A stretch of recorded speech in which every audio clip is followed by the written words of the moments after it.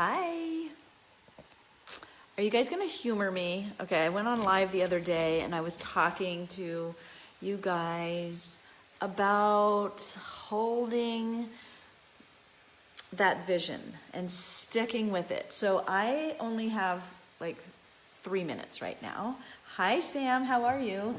Because I am about to go into my group Magnetic Living Mastermind and do hot seat coaching.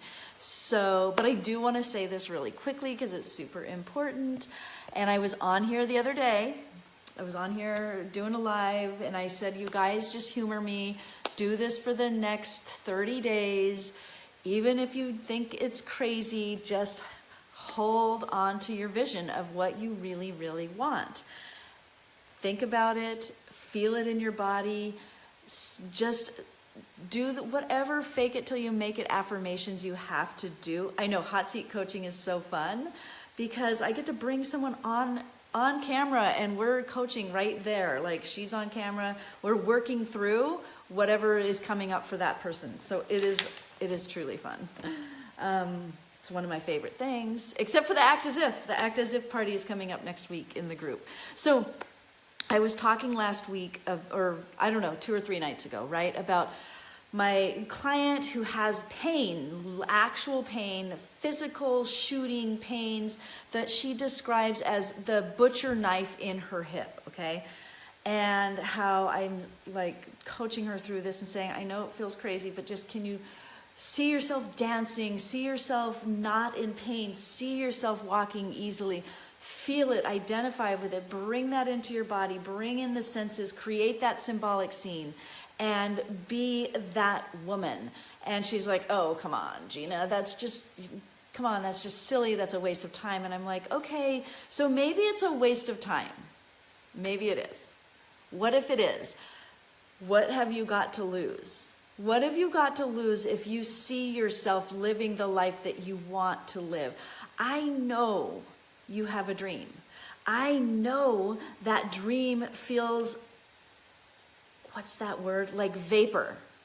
It doesn't feel like something that you could ever tangibly experience. And I know, though, that you can. I know that you can because I live it. I live it. I teach it. I want you to believe it too. So I ask you guys, for the next 30 days, for the next 2 weeks, give yourself an amount of time that you're willing to do this and play along with me.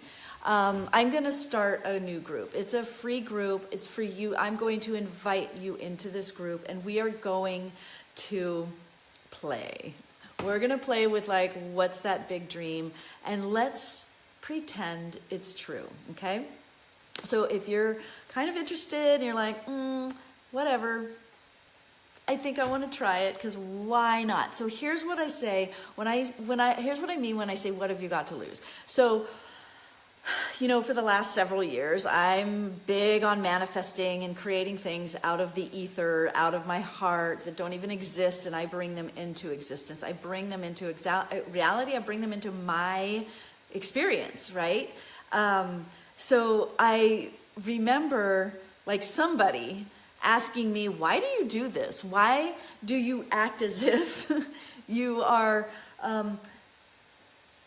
having these things in your life? Why? It's not real. It's not true. And I'm like, okay, couple things here and see if you can stick with me. Okay. Just play along with me. I tell this person, I remember this. I was like, okay, here's the thing. I believe in, I know, Sam, you are always ready to roll. I believe in the power of my manifestation skills. I believe in it. Okay, so that's one thing. Hi, Sarah. Thanks for hopping on here. So I know now there's enough research, enough evidence out there, at least enough people talking about it that I believe it, that we actually are able to reprogram our minds. And when we reprogram our minds and raise our vibration, we attract completely different things. We show up differently in the world, right? So when you show up differently with a totally different expectation of what you are willing and able to receive and what the world is willing to give you, then life is totally different, right? So I said to this person, I said, okay, I may not have this particular financial situation in this moment, but I want to. So if I decide that I want to experience something, I might as well pretend and put all this manifestation stuff and talk and miracle thinking to the test, right? So while I'm doing that, I'm going to live in a state of higher vibration, expectation, optimism, enthusiasm, and I'm going to train myself to live in that elevated state for as many moments in time as I possibly can. So that was the first part of the explanation, right? So even though I'm not, bringing in $20,000 a month, which is not necessarily everybody's thing that they want to do, but I was not able to, I wasn't bringing in the income I wanted doing the thing I wanted to do, right? Does that make sense? But I was pretending and getting myself into the energetic state. I was getting myself into that place where I'm believing it, I'm expecting it, and that felt good. So I just kept practicing feeling good and knowing it was true, knowing it was going to happen at some point, and just being in that feeling state for as many moments throughout the day as I could. So, like stringing together the little popcorn kernels of thought to crowd out the draining thoughts, the impossible thoughts, the frustrating thoughts, the thoughts that tell me I'm not worth it, I'm not able to do that, and I'm not good enough. I'm stringing together the thoughts that, well, what if I was? What if I could? What if? And oh, that feels good.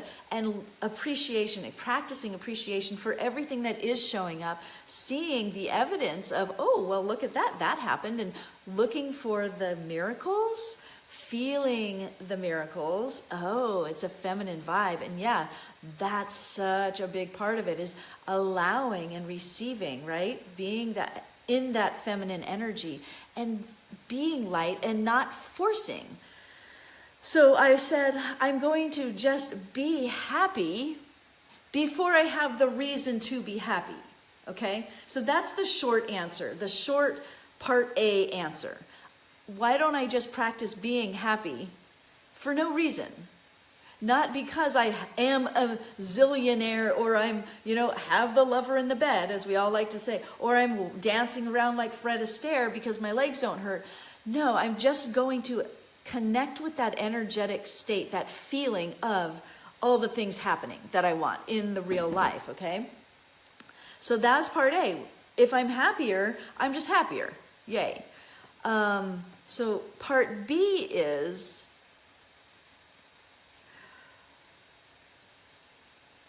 now this might be, it doesn't matter if it never happens. Part B is letting go of it ever happening, of ever arriving anywhere, of ever anything manifesting. Letting go of it doesn't matter because now I'm happy. It doesn't matter. And so if I die tomorrow, yes, that I was thinking about that book, Marcy Scheimhoff, right? Or something, Marcy somebody. She's wrote the book Happy for No Reason. And I think that happy is just sort of an interesting word. I feel like sometimes it's very vacuous. It's just sort of an empty word, but also it's very powerful because it's more of an energy. So I do have to hop off here quickly, but I just wanted to go and explain that idea because I was trying to explain it to somebody the other day as we were driving. I'm like, okay, so here's why I do what I do. And then, I've been doing this for enough years to have the evidence to back it up that it actually does manifest into things.